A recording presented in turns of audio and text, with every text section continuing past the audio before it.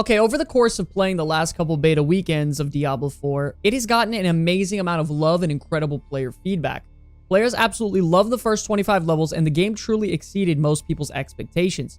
With the official Diablo 4 team releasing a video all about the endgame, I gotta say, this has got me more excited and hyped up than ever. The endgame is truly something we don't have a lot of information about, and diving into this headfirst is truly refreshing and leaves me just wanting more. They started discussing how as your character grows in power, you will flesh out all of your talent trees and eventually cap out on your skill points available. After around level 50, you'll be heading into the Paragon Board to dive into an incredibly deep and crucial part of Diablo 4's endgame. Now, a lot of choices players make are usually grounded upon skills and builds depending on what class they actually select and play.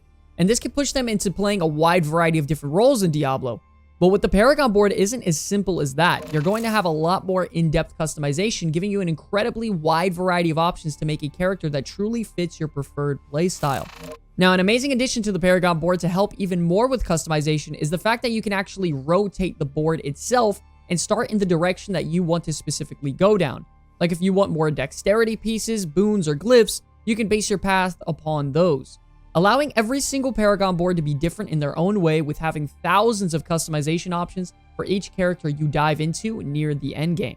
They also speak about how one of my favorite systems personally is the Codex of Power, on how when you complete a dungeon, you gain that legendary aspect permanently inside your codex, giving you the minimum aspect value for that legendary, and it easily allows you to select that legendary power and imprint it onto any great piece of gear you find out in the open world, allowing you to continue running the same build that you're currently playing, or even try out new builds very, very easily by collecting a nice variety of legendaries for your class overall. I absolutely love the fact that it gives you the opportunity to test out a wide variety of builds as you level up, instead of having to go out there and farm legendaries and pray to the RNG gods that you get the aspects that you need to even start and consider playing a brand new build. With this system, you simply go out, farm the dungeons, and start mixing and matching playstyles all on the go. Now, everybody knows that a massive part of the Diablo franchise is its incredible dungeons that you can dive into. Each one can feel like they have their own story full of monster families, different bosses, and objectives to bring you almost an endless amount of fun no matter the dungeon that you are running. Now, once you advance to World Tier 3, you will get access to Nightmare Sigils, which then you could use to activate a Nightmare dungeon that you might have run previously in your current playthrough. It's going to make the dungeon significantly harder by adding affixes, adding different mobs and boss types, and amplifying the intensity of the dungeon significantly. We even got a first look at one of the affixes live in the dungeon, which is called the Hellgate affix. They showed that periodically throughout the dungeon, a Hellgate will actually spawn inside, and a bunch of monsters and minions will actually be poured out of it from various regions throughout Sanctuary while you're actually trying to handle everything else going on in the dungeon. I know a lot of people won't be too happy about me making this statement, but it seems a lot like Mythic Plus dungeons in World of Warcraft. Personally, I think if they're going to try to make Diablo a bigger franchise and cater to a wider audience, they need to do something to add more replayability, and a lot of these MMO aspects they are introducing into the game, I think is definitely going to help for the long-term health of Diablo 4.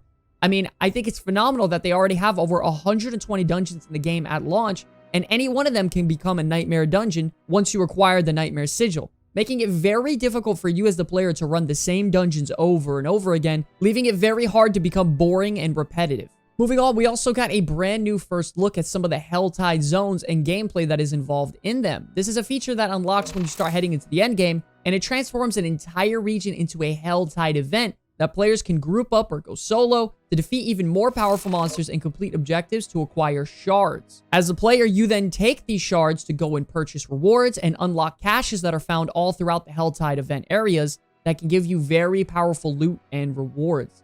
An entire region changing into something completely different than it was before, bringing you new challenges and new opportunities, and getting loot upon completion really just adds to this brand new fresh Diablo experience that we've never really seen before, and I truly believe it's going to bring even more players than it had in the past. They also explained that the Whispers of the Dead system is also a massive feature in the endgame as well. If you play Diablo 3 or a lot of MMOs or pretty much any game in general nowadays, these pretty much work as daily quests, or for you Diablo players out there, bounties. So what you're going to do is go out in the open world, travel all around, completing these events, objectives, and quests, slaying these monsters, whatever. Then you return to the Tree of Whispers to turn in for a variety of words for your character to claim and earn. And my personal biggest anticipated feature is the PvP. We even got more details in first look at the Fields of Hatred. For those of you that don't know, the Fields of Hatred are PvP-based zones, and I am incredibly excited for PvP in general in a game like Diablo 4.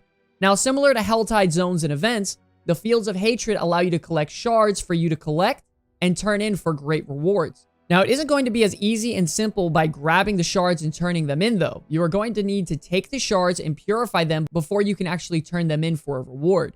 The big catch is that you can get killed by other players while you have the shards, and they can steal all of your loot for themselves.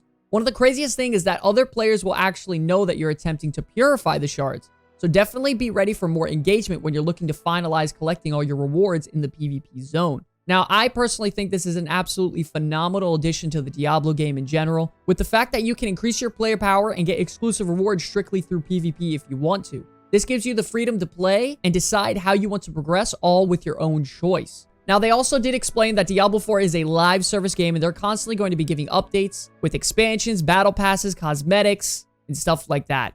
Now, I absolutely love that they are increasing the size and play of Diablo overall significantly. They are adding tons of group play and exploration, as well as open world events to make the world feel alive and active. And this isn't even all the features inside of Diablo 4 as a whole.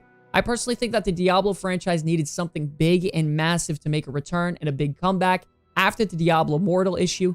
And all of these features and brand new aspects they're implementing into the game, I think are truly going to change the game for the better and revolutionize the franchise as a whole. Don't forget also, ladies and gentlemen, that they did confirm that the April live stream will be on April 20th at 11 a.m. Pacific time. So please be sure to check that out, as it's going to be massive for the game come launch. But okay, ladies and gentlemen, that is going to wrap it up for today's video. What are you guys most excited about come Diablo 4? Is it the PvP? Is it the Nightmare Dungeons, the Battle Pass? Let us know in the comment section below, as we would love to talk with you all. Don't forget also, the Comeback Kids is doing a giveaway for a free copy of Diablo 4, so if you all are interested, please click the link in the description below to find out more information on how you can win. I want to thank you all so much for watching this video, and until the very end, my name's Sky from the Comeback Kids. I'll see you all in the next one. Peace!